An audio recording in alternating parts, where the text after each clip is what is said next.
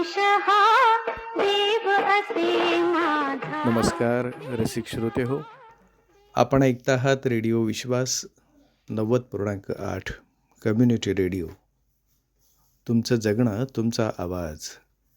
मंडळी, मी विश्वास देशपांडे भारतरत्नांवर बोलू काही या कार्यक्रमाच्या 28व्या भागामध्ये तुम्हा सर्वांचं मनपूर्वक स्वागत करतो. मंडळी, मागच्या भागात आपण पाहिलं की सरदार पटेलांनी हैदराबाद संस्थान भारतात विलिनीकरण करण्यासाठी कसे प्रयत्न केले आणि त्यात ते कशा प्रकारे यशस्वी झाले आणि नंतर हैदराबादच्या जनतेनं त्यांचं जे अभूतपूर्व स्वागत केलं आणि स्वतः हैदराबादचा निजाम देखील त्यांच्या स्वागतासाठी आला होता. या सगळ्या गोष्टी मागच्या भागामध्ये आपण पाहिल्या.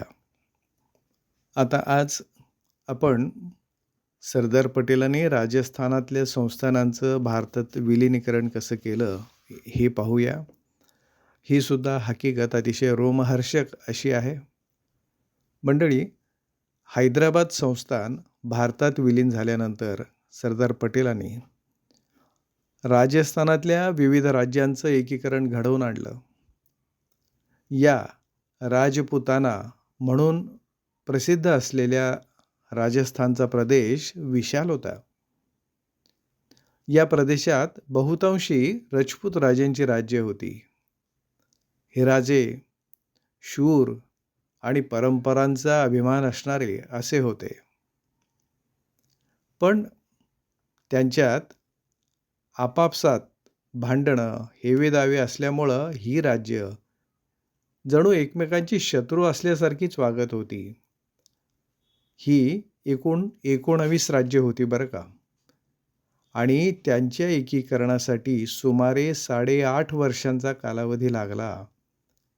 मंडळी, या एकीकरणाची प्रक्रिया 18 मार्च 1948 पासून सुरू झाली आणि 1 नोव्हेंबर 1956 या दिवशी पूर्ण झाली. 15 ऑगस्टला आपला भारत स्वतंत्र झाला.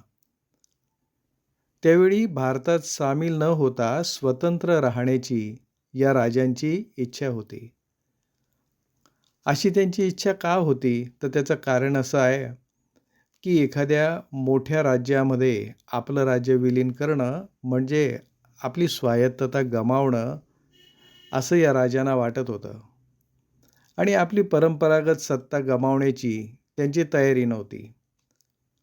मंडळी, राजस्थानमधल्या या राज्यांमध्ये जयपूर, उदयपूर, बिकानेर, जोधपूर यासारखी प्रमुख राज्ये होती.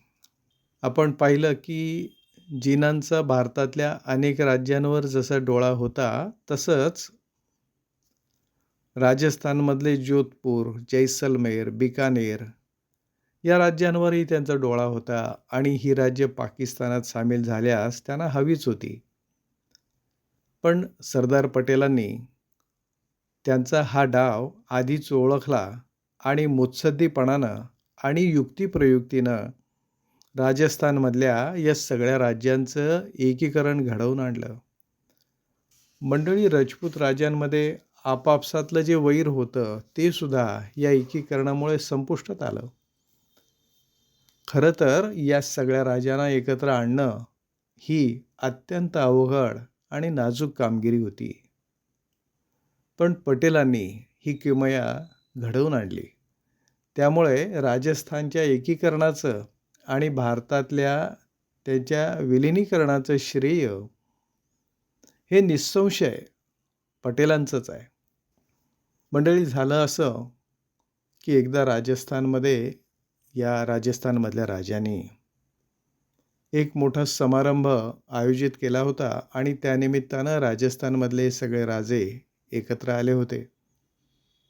ती संधी पटेलांनी साधली. पटेल त्या समारंभाला उपस्थित होते आणि त्यावेळी त्यांनी एक अतिशय छोटेखानी पण प्रेरणादायी भाषण केलं आणि त्यांच्या त्या भाषणानं तिथं उपस्थित असलेल्या राजे आणि जनता भारावून गेली. या भाषणात पटेलांनी महाराणा प्रताप यांचा गौरवपूर्ण उल्लेख केला. उपस्थित राजांना उद्देशून ते म्हणाले, आज तुम्ही सर्वांनी एकत्र येऊन महाराणा प्रताप यांचं स्वप्न साकार केलं आहे. महाराणा प्रतापांचा गौरवपूर्ण उल्लेख सरदार पटेलांच्या तोंडून ऐकताच उपस्थितांनी टाळ्यांचा कडकडाट केला. इंग्रजांनी भारतात राज्य करताना भारतातील राजांमध्ये, जाती जमातींमध्ये फुटीची बीजं पेरली होती. डिव्हाइड अँड रूल ही त्यांची नीती होती. सरदार पटेलांचं वैशिष्ट्य हे की त्यांनी ही राज्य एकत्र तर केलीच, शिवाय त्यांचा भारतामध्ये समावेश करून भारताला बलशाली केलं.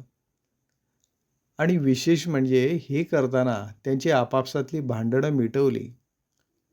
मंडळी, या राजांवर पटेलांच्या व्यक्तिमत्वाचा एवढा प्रभाव पडला की त्यांच्यापैकी अनेक जण त्यांचे कायमचे मित्र, चाहते आणि भक्त बनले. अशाच त्यांच्या चाहत्यांमध्ये ग्वाल्हेर संस्थानच्या सिंधिया राजांचा समावेश होता. सरदार पटेलांचा देशासाठी एवढा प्रचंड त्याग असताना पटेलांच्या मृत्यूनंतर सुद्धा 1954 पर्यंत संसदेत त्यांचं साधं तैलचित्रही लावण्यात आलं नव्हतं. 1954 जेव्हा मौलाना आझाद यांचं निधन झालं, तेव्हा त्यांचं तैलचित्र पंडित नेहरूंनी संसदेत ताबडतोब लावण्याची व्यवस्था केली. पटेलांची झालेली ही उपेक्षा पाहून सिंधिया राजांना अतिशय वाईट वाटलं. त्यांनी स्वतः सरदार पटेलांचं तैलचित्र संसदेत भेट दिलं आणि नंतर ते संसदेत लावण्यात आलं. मंडळी, जे राज्य आणि संस्थानं भारतात विलीन होण्यासाठी सुमारे 10 ते 15 वर्षांचा कालावधी लागेल असा इंग्रजांचा अंदाज होता, ती राज्य सरदार पटेल यांच्या मुत्सद्देगिरीमुळं स्वातंत्र्यानंतर अवघ्या 15 महिन्यांच्या कालावधीत भारतात सामील झाली. हा चमत्कार केवळ पटेल आणि पटेलच करू शकत होते. वर्षानुवर्ष आपल्याच तोऱ्यात जगणारे राजे महाराजे पटेलांपुढं आदरानं झुकले होते. पटेलांनी केलेली ही एक प्रकारची रक्तविहीन अशी क्रांतीच होती. मंडळी, या क्रांतीच्या ज्वाला दहन करणाऱ्या नव्हत्या, तर नवनिर्मितीची विधायक स्वप्न साकार करणाऱ्या होत्या. या ज्वालांनी स्वतंत्र भारताची पहाट उजळून निघाली होती. स्वतंत्र भारताच्या भवितव्याचा मार्ग अधिक प्रशस्त केला होता आणि पाकिस्तानचे घातक मनसुबे मात्र या ज्वालांनी भस्मसात केले होते. तर मंडळी, आज आपण इथं थांबूया. सरदार पटेल यांचं हे प्रेरणादायी चरित्र पुढच्या भागामध्ये आपण आणखी पाहणार आहोत. मी विश्वास देशपांडे आजच्या पुरता तुमचा निरोप घेतो, पण आपण पुन्हा भेटूया याच वारी आणि याच वेळी. तोपर्यंत तुम्ही ऐकत राहा रेडिओ विश्वास 90.8 कम्युनिटी रेडिओ. तुमचं जगणं, तुमचा आवाज. नमस्कार.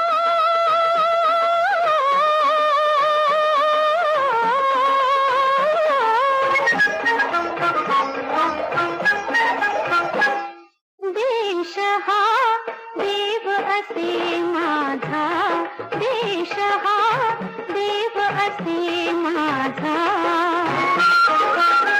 अशी घडावी माझ्या हातून, अशी घडावी माझ्या हातून, तेजोमय पूजा हो हो हो.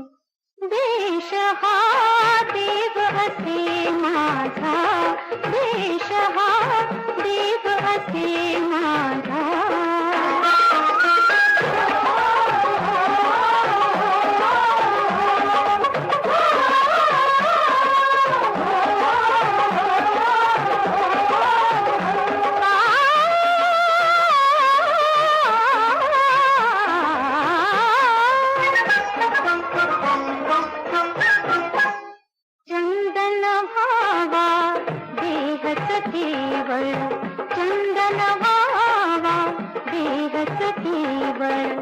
भाव फुलांची भरुणी ओंजळ, भाव फुलांची भरुणी ओंजळ, प्राण ज्योतिनी ओवाळीन मी देवांचा राजा. हो हो हो, देश हा देव असे माझा, देश हा